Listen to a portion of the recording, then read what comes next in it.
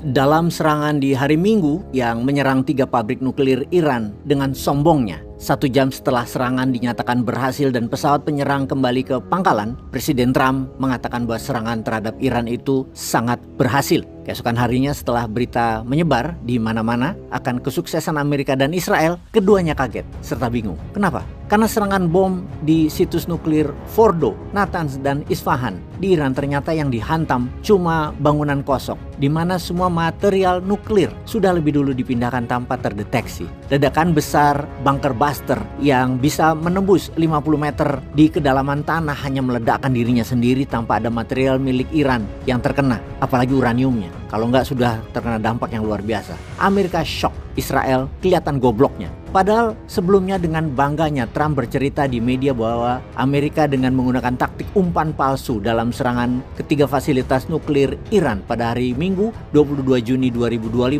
yang operasinya ini diawali dengan sejumlah pesawat pengebom B-2 lepas landas dari pangkalan udara mereka di Missouri ke arah barat dan terlihat menuju Pulau Guam di Pasifik. Fokus ke barat di mana seakan menipu semua para pakar intelijen termasuk intelijen Iran yang ternyata pesawat tersebut bukan bagian dari serangan utama melainkan hanyalah umpan. Aslinya serangan yang terdiri dari 7 bomber B-2 bersayap kelelawar yang terbang langsung dari Amerika ke arah timur tanpa terdeteksi. Selama 18 jam bomber-bomber tersebut menjaga komunikasi seminimal mungkin dan mengisi bahan bakar di udara. Taktik rumit militer Amerika saat menyerang Iran itu diungkapkan oleh Ketua Kepala Staf Gabungan Jenderal Dan Kanin yang membeberkan sebelum paket serangan memasuki Iran, sebuah kapal selam Amerika menempatkan lebih dari 2 lusin rudal Tomahawk ke target infrastruktur permukaan yang diluncurkan sebagai umpan untuk memancing radar dan pertahanan udara Iran. Amerika menggunakan sekitar 75 senjata berpemandu presisi selama operasi ini. Senjata-senjata itu termasuk 14 penetrator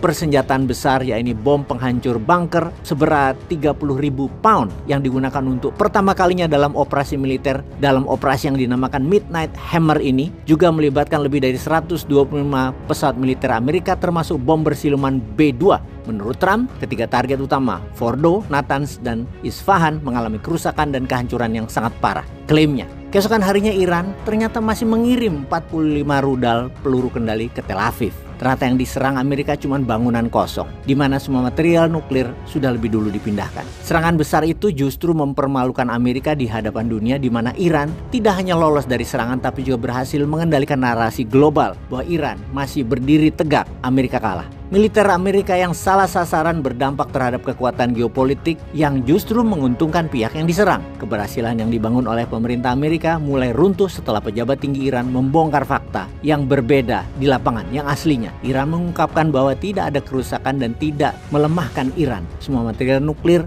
telah dipindahkan lebih dulu ke lokasi rahasia yang lebih aman.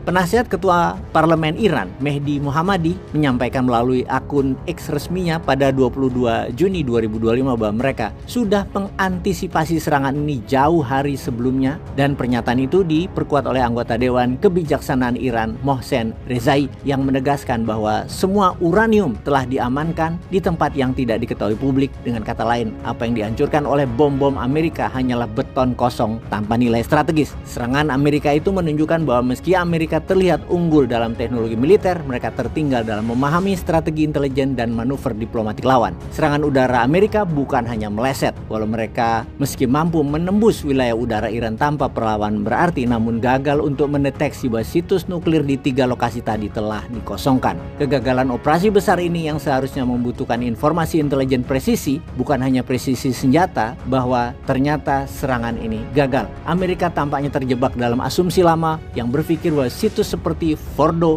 masih berfungsi sebagai pusat aktivitas nuklir utama Iran, padahal Iran sudah lama bertransformasi dalam pengelolaan infrastrukturnya menjadi lebih tersebar dan penuh kerahasiaan. Langkah Iran dalam memindahkan seluruh uranium ke lokasi yang tidak diketahui menjadi bukti bahwa negara ini telah mencapai tingkat kecanggihan baru dalam hal strategi perlindungan aset nasional, di mana dulu fasilitas seperti Natanz dan Fordo dianggap sebagai nadi dari program nuklir Iran. Namun kini Teheran tampaknya telah menyebar fasilitas-fasilitas kuncinya ke berbagai lokasi, menciptakan sistem desentralisasi yang menyulitkan untuk dideteksi dan melakukan serangan langsung. Strategi ini membingungkan pihak Amerika dan Israel sekarang. Iran dengan pintar membiarkan situs itu tetap terlihat aktif untuk menjadi umpan yang efektif bagi serangan asing, dan saat serangan benar-benar datang, yang terkena hanyalah cangkang dari fasilitas yang pernah berfungsi. Dan ini membuktikan bahwa dalam konfrontasi modern, pertahanan terbaik bukan hanya melindungi, tapi juga mengelabuhi. Sahabat, kalau Indonesia bagaimana ya kalau diserang seperti Iran? Masih utuh nggak? Atau